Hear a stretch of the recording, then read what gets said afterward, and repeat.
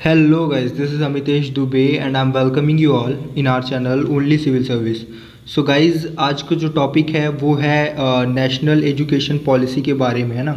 So national education policy के बारे में आज का आर्टिकल है। आपको पता होगा कि जो नेशनल एजुकेशन पॉलिसी है ये third national education policy, alright. इसके पहले 1968 और 1986 में आई थी, है ना। तो 1968 के टाइम पे जो थी हमारी प्रधानमंत्री वो थी इंदिरा जी, और 1986 में जब आई थी 68 में इंदिरा जी थी और 1986 में राजीव गांधी जी की सरकार थी। अभी आ रही है 2020 में, जो कि मोदी जी का समय है ना। मोदी जी क्या है, प्राइम मिनिस्टर हैं, ठीक है। तो ये लगभग 34 ईयर बाद एक पॉलिसी आई है, मच अवेटेड पॉलिसी इसको कह सकते हो आप, है ना। सबसे इम्पॉर्टेंट चीज़ ये है कि आज के लेक्चर में लगभग सारी चीज़ें हम क्लियर कर लेंगे, सारी चीज़ों के बारे में हम डिस्कशन कर लेंगे, है ना। और मोस्ट इम्पॉर्टेंट थिंग कि कुछ भी छूटेगा नहीं आज के लेक्चर के बाद, है ना। मतलब जो भी एग्जामिनेशन पॉइंट ऑफ व्यू से इम्पॉर्टेंट चीज़ें हैं, इम्पॉर्टेंट फैक्ट्स हैं, सो हमने कोशिश की है, इसीलिए थोड़ा सा लेट लेक्चर आया है नेशनल एजुकेशन पॉलिसी, क्योंकि मुझे भी समझने में काफ़ी टाइम लगा। 60 पेजेस का था, 60 पेजेस का था, है ना। तो पढ़ने में टाइम लगा, उसको समझने में टाइम लगा, और अभी भी बहुत सारी चीज़ें ऐसी हैं जो कि क्लियर नहीं हैं, क्योंकि गवर्नमेंट के द्वारा ही उन चीज़ों का प्रोविज़न क्लियर कट नहीं बताया गया है, ठीक है। सो आगे बढ़ते हैं। एक पैनल बनाया गया, आपको पता होगा जब भी कोई कोई कमेटी बनाई जाती है, अगर मान के चलते हैं कोई रिफॉर्म लाना होता है ना, फॉर एग्जांपल कोई भी रिफॉर्म लाना होता है किसी भी फील्ड में, चाहे एजुकेशन की फील्ड में हो, चाहे डिफेंस के फील्ड में हो, है ना। तो उस फील्ड में जब आपको एक तरह से रिफॉर्म लाना होता है तो कमेटी बनाई जाती है। तो ऑब्वियस ही बात है, जब कमेटी बनेगी तो उसका कोई एक चेयरमैन बनेगा। सो यहाँ पे बहुत इम्पॉर्टेंट नाम इम्पॉर्टेंट होता है एग्जामिनेशन पॉइंट ऑफ व्यू से। तो ये के कस्तूरी रंगन जी जो हैं, ये चेयरमैन थे किसके, जो पैनल बनाया गया था, कि जो कमेटी बनाई गई थी, है ना। तो उसको चेयर करने का काम किसका था, के कस्तूरी रंगन जी का। ये एग्जामिनेशन पॉइंट ऑफ व्यू से बहुत इंपॉर्टेंट है। और ये भी थोड़ा जान लो इनके बारे में आप, कि ये इसरो के चीफ थे, जो कि अभी प्रेजेंट चीफ कौन है, के सीवान जी, है ना। तो इसके पहले जो बहुत पहले कह सकते हो आप, इसरो के जो चीफ थे वो के कस्तूरी रंगन जी थे, है ना। ठीक है, इन्होंने जो है दिसंबर 2018 में क्या है अपनी रिपोर्ट दी, ठीक है। और 2019 का इलेक्शन आ गया, तो फिर उसके बाद गवर्नमेंट ने इतना ध्यान नहीं दिया, बट 2019 के इलेक्शन के बाद जो है अभी 2020 आपको पता होगा, है ना, लगा हुआ है। तो अभी उसको उसके जो इनकी रिकमेंडेशन थी, जो इनके सजेशंस थे, उसके बेसिस पे एक एजुकेशन पॉलिसी लाई गई, ठीक है। ये एजुकेशन पॉलिसी किस किस चीज़ में हेल्प करेगी या किस किस चीज़ को इनकरेज करेगी, उसके बारे में हम देखते हैं। तो ये एसेस मतलब होता है कि आप प्रॉपर कांटेक्ट कर सको, है ना, उस चीज़ का प्रॉपर यूज़ कर सको। एसेस कर सको मतलब आप कांटेक्ट में रहो उस चीज़ के, ठीक है। इक्विटी, यहाँ पे इक्वालिटी से ज़्यादा इक्विटी पे जोर दिया गया है। अब मैं आपको इक्वालिटी और इक्विटी में डिफरेंस बताना चाहूँगा, ठीक है। इक्विटी और इक्वालिटी में डिफरेंस ये है कि फॉर एग्जांपल इक्वालिटी मतलब होता है समानता, बराबरी। बराबरी कैसे, अगर मान के चलते हैं, इसमें ये नहीं देखोगे आप कि मतलब फॉर एग्जांपल कोई भूखा है, तो कोई 10 दिन से भूखा है और कोई 1 दिन से भूखा है, तो आपने जो 10 दिन से भूखा है उसको भी आप 2 रोटी दे रहे हो, और जो 1 दिन का भूखा है उसको भी आप 2 ही रोटी दे रहे हो। लेकिन ये है इक्वालिटी का कॉन्सेप्ट। बट इक्विटी का कॉन्सेप्ट जब आता है तो आप क्या करोगे, जो 10 दिन से भूखा है उसको आप 10 रोटी दोगे, और जो 1 दिन से भूखा है उसको आप दोगे 2 रोटी, ठीक है। तो मतलब एक तरह से उसको फेवर करना, जो कमज़ोर है, जो कमज़ोर है, पिछड़े हैं, है ना, उनके अपलिफ्टमेंट के लिए एक उनको क्या करना, एक फेवर देना, ठीक है। So this is the concept of equity, ठीक है। ऑब्वियस ही बात है, क्वालिटी भी रहेगी। अफोर्डेबिलिटी मतलब अफोर्ड कर सके, सब सस्ता हो, इतना ज़्यादा महंगा नहीं होनी चाहिए ना। फिर अकाउंटेबिलिटी रहनी चाहिए, है ना, कि मतलब कितना काम हो रहा है, कैसा हो रहा है। So this policy is align to, मतलब 2030 का एजेंडा है। अब मैं आपको बता दूँ, सस्टेनेबल डेवलपमेंट, एसडीजी के बारे में आपने सुना होगा कि यूनाइटेड नेशन द्वारा क्या किया गया है कि सस्टेनेबल डेवलपमेंट गोल क्रिएट किए गए हैं, जो कि सारी कंट्रीज़ को, ना कि इंडिया बल्कि जो भी विश्व में जितनी भी कंट्रीज़ हैं उन सबको फुलफ़िल करना है 2030 तक, है ना। तो इसीलिए 2030 तक का एजेंडा है सस्टेनेबल डेवलपमेंट में।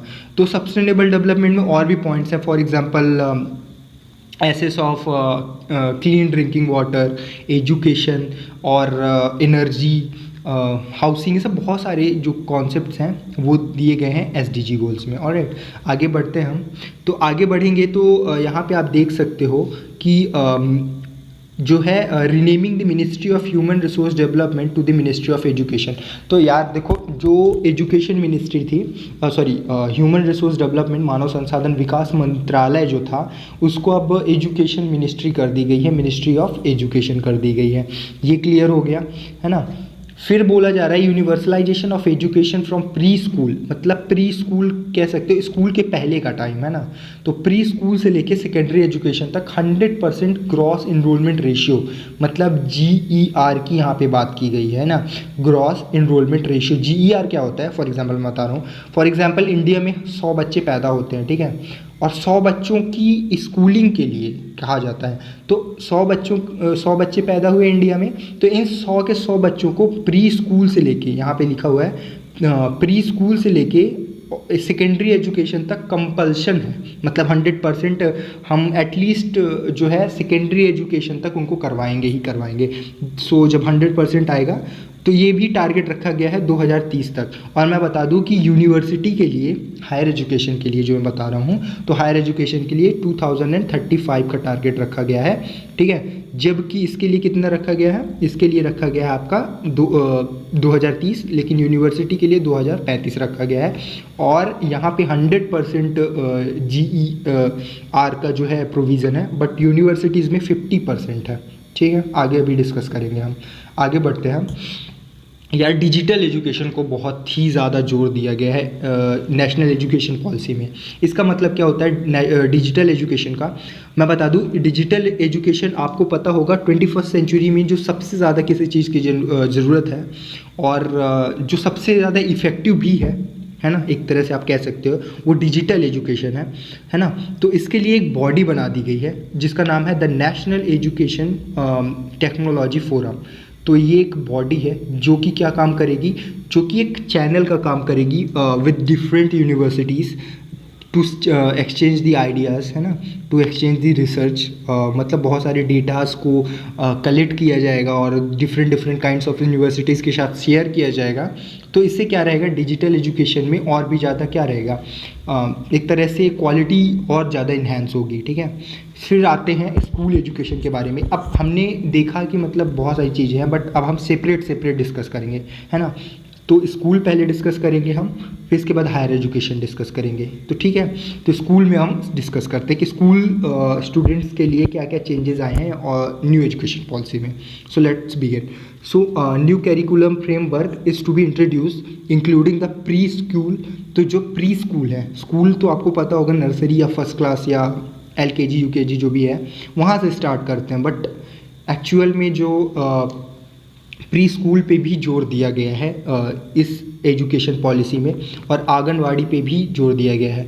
मतलब प्री स्कूल में वो लोग जाएंगे जो कि मतलब थोड़ा सा उनके पास पैसे हैं, क्योंकि आपको भी पता होगा कि आज का एजुकेशन महंगा है ना, तो सभी प्री स्कूल में नहीं भेजते। कुछ आंगनवाड़ी जैसे जहाँ भी प्री स्कूल की सेवाएं नहीं होती वहाँ पे आंगनवाड़ी भी भेजे जाते हैं बच्चे, ठीक है। दूसरा जो सबसे इम्पॉर्टेंट डिस्कशन या डिसीज़न लिया गया है, पहले डिस्कशन हुआ इस चीज़ पे लेके जो कमेटी बनाई गई थी, और उसके बाद इसमें डिसीज़न लिया गया कि 10+2 का जो ओल्ड सिस्टम है ना, 10+2 मतलब 10th क्लास तक पढ़ो, फिर इसके बाद प्लस 11th और 12th। तो 11th 12th में क्या करना पड़ता था, स्ट्रीम चेंज हो जाती थी, है ना। फॉर एग्जांपल जिसको आर्ट्स लेना है, जिसको कॉमर्स लेना है, जिसको साइंस लेना है, मैथ्स ग्रुप में जाना है, बायो ग्रुप में जाना है, सो समथिंग लाइक दैट।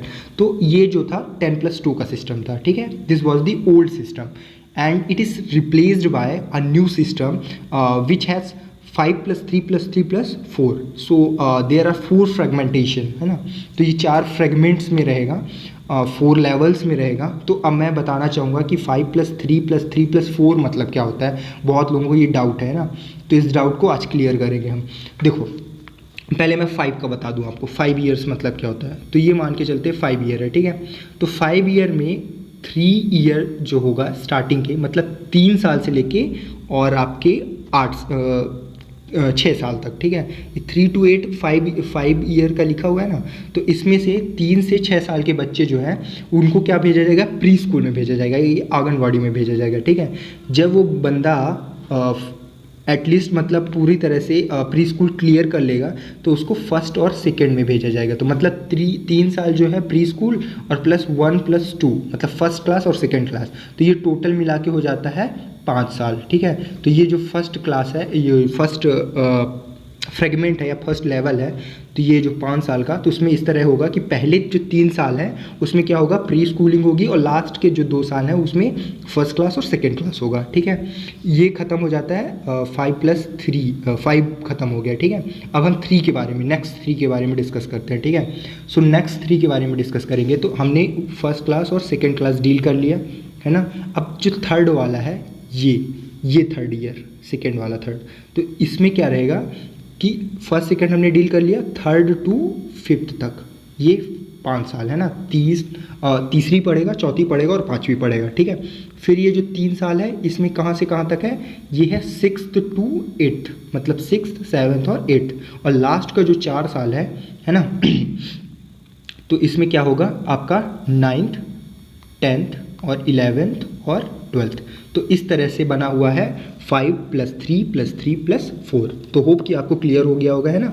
आगे की स्लाइड में चलते हैं। आपको थोड़ा सा अगर नहीं समझ में आया हो तो आप यहाँ पे देख सकते हैं, प्रॉपर डायग्राम और फ्लो चार्ट के माध्यम से समझाया हुआ है। ये न्यू एकेडमिक सिस्टम है, तो इसमें ये आपको पूरी तरह से चीज़ें समझाई गई हैं, ठीक है। तो आप इसको एक बार देख लीजिए ताकि आपको क्लियर हो जाए जो भी डाउट्स है, ठीक है। आगे बढ़ते हैं। पॉइंट्स हैं, पॉइंट्स को हम डिस्कस करते जाएंगे, ठीक है। बहुत सारे पॉइंट्स हैं, 60 पेजेस का है। अगर ऑफिशियल जो बना गया है नेशनल एजुकेशन पॉलिसी जो रिलीज़ की गई है उसको आप पढ़ेंगे तो 60 पॉइंट मतलब 60 पेजेस में है। तो इसमें से कुछ इंपॉर्टेंट जो कि आपके एग्जामिनेशन पॉइंट ऑफ व्यू से इंपॉर्टेंट है उनको बस हम डिस्कस करेंगे, ठीक है। तो आगे बढ़ते हैं। Teaching up to at least grade 5 मतलब 5th क्लास तक जो है मदर टंग में पढ़ाया जाएगा। अभी तक हमने देखा था कि बहुत सारे स्कूल्स में इंग्लिश मीडियम या कि इंग्लिश इम्पोज की जाती थी छोटे बच्चों पे, है ना। जिन्हें इंग्लिश नहीं आती थी उनके ऊपर इम्पोज की जाती थी। But after the commencement of educational policy 2020 there is the provision where from grade 5th I mean from starting to grade 5th all the education will be on their mother tongue, alright. मतलब उनके regional language में। For example कहीं तमिलनाडु में है तमिल बोली जा रही है ना, तेलुगु बोली जा रही है, या कि मलयालम बोली जा रही है, हिंदी बोली जा रही है, तो उनके ऊपर इम्पोज नहीं किया जाएगा कि आपको इंग्लिश में ही पढ़ाना है या इंग्लिश में ही पढ़ना है। So this is there will be no barrier of a language, alright, up to class 5th, ठीक है। आगे बढ़ते हैं। जो है 360 डिग्री होलिस्टिक प्रोग्रेस मतलब होता है सर्वांगीण एक तरह से रिपोर्ट कार्ड, प्रोग्रेस कार्ड। तो उसमें क्या होगा, अभी तक हमने देखा था जो रिपोर्ट कार्ड मिलता था हमको, तो उसमें क्या रहता था, सब्जेक्ट वाइज मार्क्स रहते थे। फॉर एग्जांपल साइंस में आपने 90 मार्क्स गेन किए 100 आउट ऑफ 90, तो उसमें 90 मार्क्स, मैथ्स में आपने 92, सो समथिंग लाइक दैट। तो इस तरह से आपने नंबर पाए और वही सीधे सीधे आपने रिपोर्ट कार्ड या प्रोग्रेस कार्ड में आपके लिखा होता था। बट अब से क्या होगा कि आपके पीयर ग्रुप कैसा है, आपने होमवर्क कैसे किया है, आपका बिहेवियर कैसा है विद टीचर्स, विद पेरेंट्स, है ना। तो ये सारी चीज़ों को देख के एक होलिस्टिक या कि सब चीज़ों को मिला के, आप स्पोर्ट्स में कैसे हो, आप कल्चरल एक्टिविटीज़ में कैसे हो, तो सारी चीज़ों को समअप करके एक होलिस्टिक प्रोग्रेस कार्ड बनाया जाएगा, ऑलराइट, ठीक है। अगला पॉइंट हम डिस्कस करते हैं। क्लास 10th to 12th मतलब जो 10th और 12th में आपको पता होगा बोर्ड एग्जामिनेशन होते हैं, ठीक है। हमारे अगर एमपी में देखा जाए तो शायद 5th क्लास में भी होने लगा है और 8th में भी होने लगा है ना बोर्ड एग्ज़ाम। बट स्पेसिफिकली अगर देखा जाए तो 10th क्लास और 12th क्लास में अगर एक तरह से देखा जाए, ब्रॉड वे में देखा जाए तो इसमें कहा गया है कि जो है इसको ईजियर कर दिया जाएगा। तो एक खुशखबरी है उन लोगों के लिए जो 10th और 12th में अभी पढ़ने वाले हैं ना, और वो 2 बार भी एग्ज़ाम दे सकेंगे। मतलब ऐसा नहीं है कि एक ही बार एग्ज़ाम देंगे, फाइनल जो बोर्ड है वो 2 बार भी दे सकते हैं। ऐसा न्यू एजुकेशन पॉलिसी 2020 में, ठीक है। आगे बढ़ते हैं। तो ये एक बॉडी की जनरेशन की बात की गई है कि जो national council for teacher education NCTE है, तो इसको एक तरह से क्या किया गया, बनाया जाएगा, है ना, फॉर्मुलेट किया जाएगा, जो कि ये NCERT के मतलब रिकमेंडेशन से या सजेशन से बनाई जाएगी, है ना। तो ये एक बॉडी की बात की गई है। अब आपको अगर पॉइंट्स देखने हैं तो आप ये पूरी मैंने लिस्ट दी हुई है, तो इसको एकदम से कॉपी पेस्ट आप कर लो अपने नोट्स में, और ये पॉइंट्स को आप लिख सकते हो, ठीक है। तो ये कुछ इंपॉर्टेंट पॉइंट्स हैं। आगे बढ़ते हैं हम। अब हायर एजुकेशन की बात करेंगे। ये था old school education. School education में होप की इंपॉर्टेंट चीज़ें क्लियर हो गई होंगी। हायर एजुकेशन पे चलते हैं। हायर एजुकेशन इट मीन्स कि 12th के बाद का एजुकेशन, ठीक है, जो कि आप ग्रेजुएशन करते हो, पोस्ट ग्रेजुएशन करते हो, है ना, MPhil करते हो, फिर PhD करते हो, तो इसके आगे भी बहुत सारी चीज़ें होती हैं, है ना। अपने को क्या लेना देना, अपने को उससे ज़्यादा नहीं करना है, ठीक है। तो हायर एजुकेशन की बात करेंगे हम। तो हायर एजुकेशन मैंने आपको बताया था GER, तो वहाँ पे GER क्या था, 100% था, और उसको अचीव करना था 2030 तक। फिर मैंने बताया था कि यूनिवर्सिटीज़ या हायर एजुकेशन के लिए GER को 50%, मतलब एटलीस्ट जो लोग 12th किए हैं, इंडिया की पब्लिक जो 12th की है, उनमें से 50% एटलीस्ट लोग को क्या करवाना है, हायर एजुकेशन करवाना है। हायर एजुकेशन में वो जाएँ, ग्रेजुएट हो, है ना। सो इस तरह से एक प्रोविज़न है ना, टारगेट है सरकार का, और ये टारगेट है 2035 तक, ठीक है। एट प्रेजेंट में जो हायर एजुकेशन का रेशियो है वो 26.3% है। इसका मतलब क्या हुआ, इसका मतलब कि आधा है, अभी जितना हमारा टारगेट है उससे क्या है, आधा ही है एक तरह से देखा जाए। मल्टीपल एग्जिट ऑप्शन, अब इसका मतलब क्या हुआ, तो एक नई चीज़ मैं आपको बताऊंगा। अभी क्या था कि फॉर एग्जांपल आप 3 साल का ग्रेजुएशन करते थे, ठीक है, 3 साल का ग्रेजुएशन करते थे। अब 3 साल में आपको क्या करना पड़ेगा, फॉर एग्जांपल आपने पहली साल छोड़ दिया, फॉर एग्जांपल फर्स्ट ईयर का एग्ज़ाम दिया और एग्ज़ाम का आपका रिपोर्ट कार्ड आया, आप पास हो गए, लेकिन आपने छोड़ दिया, और रेस्ट ऑफ जो 2 साल बचे हैं उनको आपने नहीं किया, नहीं डील किया, ठीक है। तो उसमें क्या होगा कि आपको क्या किया जाएगा, फेल कर दिया जाएगा, सिंपल सी बात है, क्योंकि आपने अपीयर नहीं किया एग्ज़ाम में, ठीक है। लेकिन अब ऐसा नहीं होगा। अगर आप किसी वजह से फर्स्ट ईयर का एग्ज़ाम देते हो और अगर उसमें आप क्या करते हो, अगर उसमें आप पास हो जाते हो और किसी वजह से आप नहीं कर पाते हो या नहीं कंटिन्यू कर पाते हो अपनी प्रिपरेशन या अपनी एग्जामिनेशन को, पढ़ाई को, स्टडी को, तो आपको एक 1 ईयर के बाद एक सर्टिफिकेट दिया जाएगा कि आपने 1 ईयर इस सब्जेक्ट से आपने किया हुआ है और आप पास हो, ठीक है। आप 10 साल बाद चाहते हो कि आपको रिज्यूम करना है, फिर से स्टार्ट करना है, कंटिन्यू करना है, तो आपको सेकेंड ईयर के लिए उस सर्टिफिकेट के बेस पे एग्ज़ाम देने को मिल जाएगा सेकेंड ईयर का, ठीक है। आपको वापस से फर्स्ट ईयर नहीं पढ़ना पड़ेगा। सो दिस इज़ द प्रोविज़न, है ना। तो इसी को मल्टीपल एग्जिट ऑप्शन के रूप में देखा गया है न्यू एजुकेशन पॉलिसी में, ठीक है। आगे बढ़ेंगे हम, तो आगे बढ़ेंगे तो जो आप फॉर एग्जांपल आप सेकेंड ईयर में अगर एग्जिट करते हो, तो सेकेंड ईयर में एग्जिट करते हो तो आपको एक डिप्लोमा का एक तरह से कागज़ दिया जाएगा, एक सर्टिफिकेट दिया जाएगा। थर्ड ईयर में करते हो तो आपको बैचलर डिग्री दी जाएगी, ठीक है। अब क्या है, अभी तक प्रोविज़न क्या था, पुराना सिस्टम क्या था PhD करने का, फॉर एग्जांपल मैं बता रहा हूँ। तो पहले आप ग्रेजुएशन करते थे, फिर इसके बाद आप क्या करते थे, पोस्ट ग्रेजुएशन करते थे, इसके बाद आप MPhil करते थे, है ना। बिना MPhil किए आपको PhD नहीं दी जाएगी, है ना। फिर इसके बाद आप लास्ट में क्या करते थे, PhD, ठीक है, लास्ट में आप करते थे PhD का, ठीक है। तो लास्ट में आप करते थे, बट ये जो MPhil वाला है ये भी लगभग 2 साल लग जाते थे, तो PhD करने में बहुत टाइम लग जाता था। इसकी वजह से क्या था, बहुत कम लोग PhD करते हैं। आपको भी पता है कि यार देखा जाए तो सिटीज़ में बहुत कम मिलते हैं PhD वाले। अगर आप किसी सिटी में रहते हो तो अगर आप गिनोगे तो बहुत कम PhD होल्डर्स रहेंगे। तो इसके लिए सरकार ने क्या किया कि ये जो बीच का MPhil है इसको हटा दिया है ना। आप डायरेक्ट पोस्ट ग्रेजुएशन हो के आप डायरेक्ट सीधे PhD पे आ सकते हो ना। अब आपको MPhil देने की कोई ज़रूरत नहीं है, ठीक है। आगे बढ़ते हैं। ये मैंने new education policy higher education का पूरा एक तरह से आपको पॉइंट्स दिए हुए हैं। आप पॉज करके पूरे पॉइंट्स नोट डाउन कर लो। कभी आपको ऐसे में लिखना हो फॉर एग्जांपल, और या कि पॉइंट्स में लिखना हो तो आप लिख सकते हो ना। ये डिजिटल ड्राइव के बारे में है, मैंने अपलोड ऑलरेडी इसके बारे में डिस्कस किया है, डिजिटल एजुकेशन के बारे में। जो नेशनल टेक्नोलॉजी फोरम है उसी के बारे में और डिटेल्ड वे में है, तो आप इसको भी देख सकते हो पॉज करके, ठीक है। आगे बढ़ेंगे, ठीक है। आगे है multidisciplinary education and research university. अब देखो मैं बता रहा हूँ, पहले जो यूनिवर्सिटीज़ थी, फॉर एग्जांपल आईआईटी थी, आईआईएम थी, तो इनमें क्या था कि एक सिंगल ओरिएंटेशन था। फॉर एग्जांपल आईआईटी है ना, तो आईआईटीज़ में क्या रहेगा, सिर्फ बीई करवाया जाएगा और उसमें कोर सब्जेक्ट लिए जाएंगे, है ना, मैथमेटिक्स, एरोनॉटिक्स, तो मतलब जो इंपॉर्टेंट सब्जेक्ट है ना, तो उन्हीं को बस डील किया जाएगा। बट अगर किसी को उसके साथ हिस्ट्री पढ़ना था, so history was not available, है ना। तो ये सिस्टम था हायर एजुकेशन में, मतलब हायर इंस्टीट्यूट में। बट अब क्या है, multidisciplinary education system start किया जाएगा, जिसमें क्या रहेगा, जिसमें आपको अगर फॉर एग्जांपल आप मैथ्स पढ़ रहे हो, है ना, उससे बीटेक कर रहे हो अगर आप, तो बीटेक कर रहे हो तो आपको मैथ्स के साथ साथ अगर आप लिटरेचर के बारे में भी पढ़ना चाहते हो, है ना, उसके बारे में डीप नॉलेज लेना चाहते हो, so that subject will be available to you, ठीक है। तो ये है multidisciplinary education in higher research universities, ठीक है। आगे बढ़ते हैं 5th पॉइंट पे। Over a period of time every college is expected to develop into either an autonomous degree granting college. तो इसका मतलब ये होता है कि लगभग अगर फ्यूचर में, नियर फ्यूचर में, या कि आप कह सकते हो, ये सब फ्यूचर्स के प्लान है यार, 2030 ऐसे प्लान बनाया है सरकार ने। आपको बताया है मैंने SDG गोल्स के बारे में, जो है 2030 तक सारी कंट्रीज़ को क्या करना है, फॉलो करने हैं या कि अचीव करने हैं, ठीक है। सो उस हिसाब से मॉडल्स बने हुए हैं, ठीक है। तो वो अचीव करने हैं हमको फ्यूचर में। मतलब ऐसा आप चाहोगे कि जादू की छड़ी घुमाए और एवरीथिंग विल बी चेंज्ड, नहीं, ऐसा नहीं होगा, it will take some time, ठीक है।